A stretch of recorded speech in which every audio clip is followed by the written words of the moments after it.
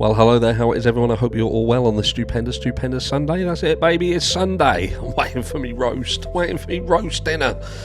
And I've got these earphones in today, and they do look like Spock ears, don't they? They're just more comfortable than wearing the overhead ones.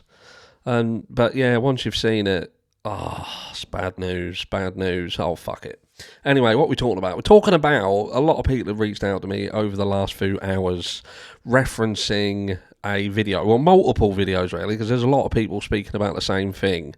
So if we go on to here, it's about the behaviour of these guys here in the aftermath of the Charlie Kirk shooting. We're going to listen to some people talk about it. Let's listen to them first, and then let's just wade on in. After the bullet or whatever it was struck his neck. Watch this. Everything I've seen, this drives me the most crazy. As you watch this, guys, we're talking about a gunshot wound to the carotid artery. All of these guys...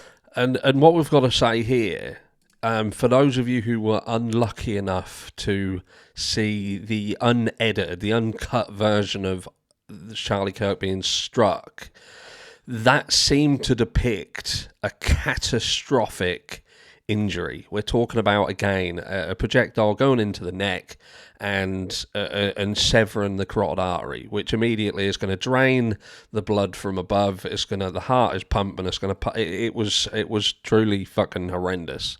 So yeah, I can't stress it enough. If you didn't see it, you're lucky enough not to see it. If you did see it, that's what's causing the issues with this clip here. Let's just listen, because there's something off here. There is something off. Once we get the mouse over here. Look at this guy in brown right here with the striped shirt. Big old. I mean, he's smiling. He's acting like he just opened a Christmas present here. And I want you to watch it. Okay, we're handing things off, but as we're handing things off, no blood. No one has any blood on their hands. Who? So here's what I'm going to say, Alex. I'm not trying to point fingers or... And what are they handing off? You got to think from a handoff perspective. What would they, if they're working on Charlie there? What is the issue with this footage? So first of all, like they're pointing out in the background, right? Not one of them seemingly has any blood on them at all, which obviously is where we're getting a lot of people who are turning around saying this was fucking this was made up, mate. This isn't even fucking real, because with all that amount of blood and the carotid artery being severed, literally like losing as much blood as what he did, it would be everywhere there. So why is there seemingly a lack of blood in this scene? First of all, why is there a lack of blood? Don't know, because my initial reaction would be, especially if you think these are the guys who are literally over him, what would you do? What would your initial reaction be? To put your hand, to try and stem the bleeding, to do something. One of them must, their thought process must be to go and put a hand and try and put pressure on the wound. That's it. A lot of security guys and that have military background, so you would think that is kind of ingrained into these individuals, that if there's an injury, the first thing you do is tend to that injury to try and to stop death. So my thought process is here is either they know he's gone. That's it. So there is no point in trying to stem the blood. There's just no point. They immediately know that this is a done deal. He's gone. That could answer it, but again, they're not doctors. They're part of the security team. They're so you could say, why didn't they do anything seemingly to try and save Charlie's life in this particular little moment in time, when that should be your primary function? It's like when we listen to, in the Idaho 4 case, when they're on the phone to 911, to the dispatcher, and they're trying to give other information, and the dispatcher, no, I'm not fucking interested in that. How is the person? Is the person breathing? That's normality. In this situation, the primary thought should be to sustain life, to protect, to sustain life, and it's not happening here. Again, they've picked up one of the guys appears to be smiling. It's again potato cam is on it. Potato cam's on it, so it's very hard to conclude that it's 100% someone smiling, but it does look that way. It does look that way, which, when you consider the scenario, there is no way that then isn't going to be deemed as fucking odd, bizarre. Yeah, there's definitely something not right there. But it's this handing off of things. It's this handing off of things as well. Conspiracies, but I want to know, why did nobody try to save his life? No one there is stopping the bleeding. Not one person put their fingers in Charlie Kirk's neck or their hands.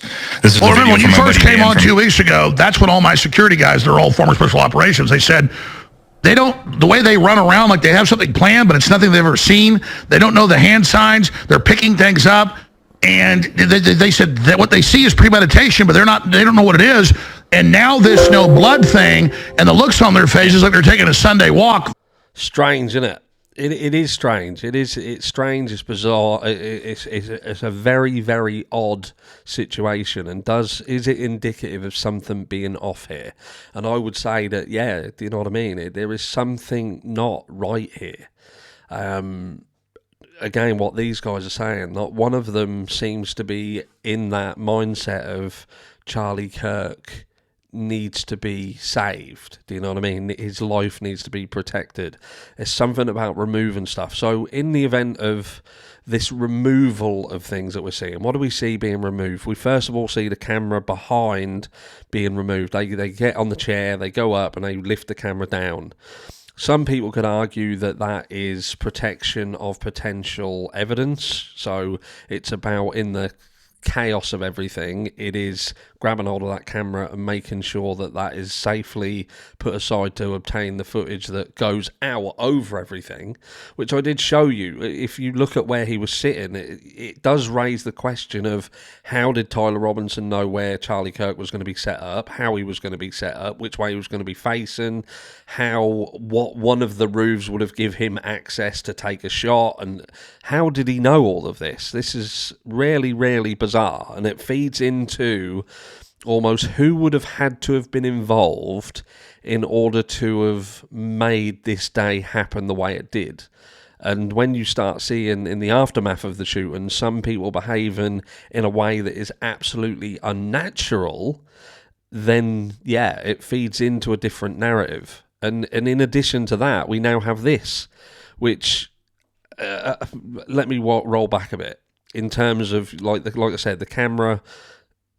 That is bizarre. That is odd. It's odd that the first thing they do, again, when you think in the situation, why wouldn't you just cordon off the area, get everyone away, and leave it for law enforcement to come in and do everything to? I don't know why it was so important for them to get it. What are they taking off his body? What did he have on his body? The only other thing would have been the mic, the receiver, the transmitter. For his 32-bit float recording, which is what he had underneath his t-shirt. Some people don't understand what that is. He obviously, on a lot of his own cameras for their own stuff, he would have that wireless transmitter underneath his shirt. Sometimes you can plug a lavalier into him. He doesn't. He uses it because that is a Rode Wireless Pro, and it's got 32-bit float recording. So if everything else fails, he's got full recording over here.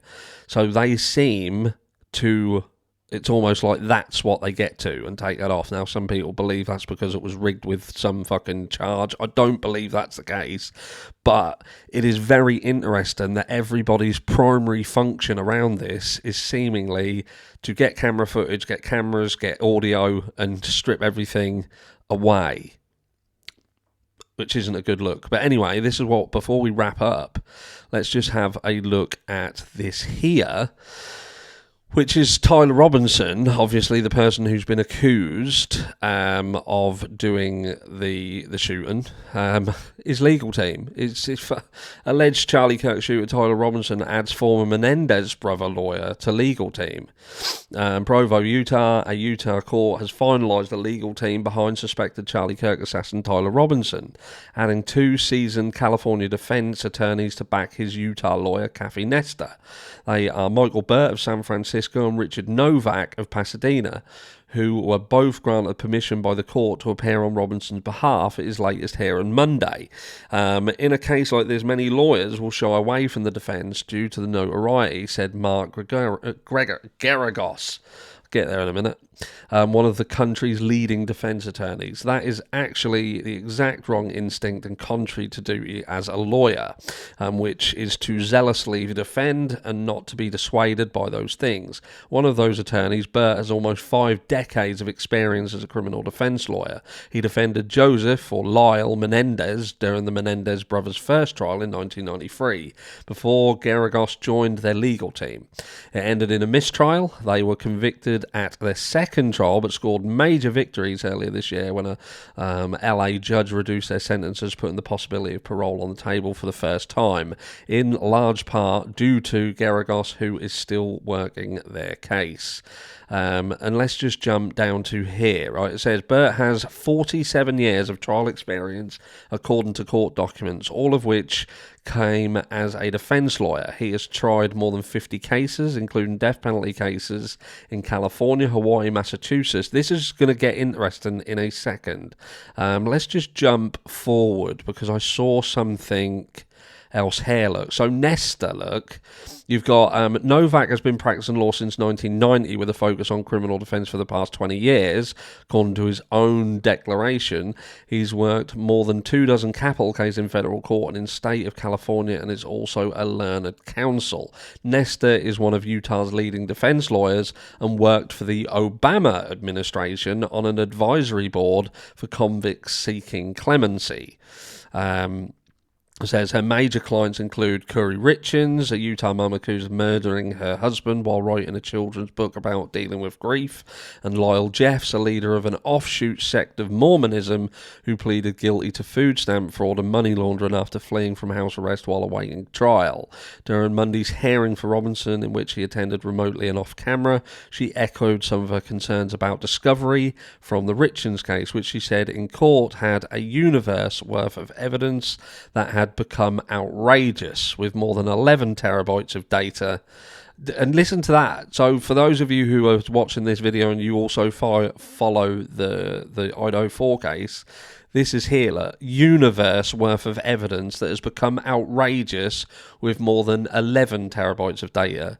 Just put that into perspective. The Idaho 4 case had 5 times that. And even at 11 terabytes, this lawyer here, powerful lawyer, paid for lawyer, is saying 11 terabytes is outrageous. Telling you, it's fucking bad, mate. But my question here is, who the fuck is paying for this? Who's paying for it? You've got a shit art defence team, which we've been led to believe that Tyler Robinson chucked the towel in, mate. He admitted to doing it. We do have echoes round the back saying no, he didn't, this has all been fucking made up, and Tyler Robinson's never been on this campus. We don't know what's going to come of that. But and you've got lawyers connected to the Obama administration, and the plot thickens. Let me know what you think. What were them guys doing? Why were they taking things off? Why did they seemingly look happy? And why did there seemingly not appear to be a shred of blood around them either?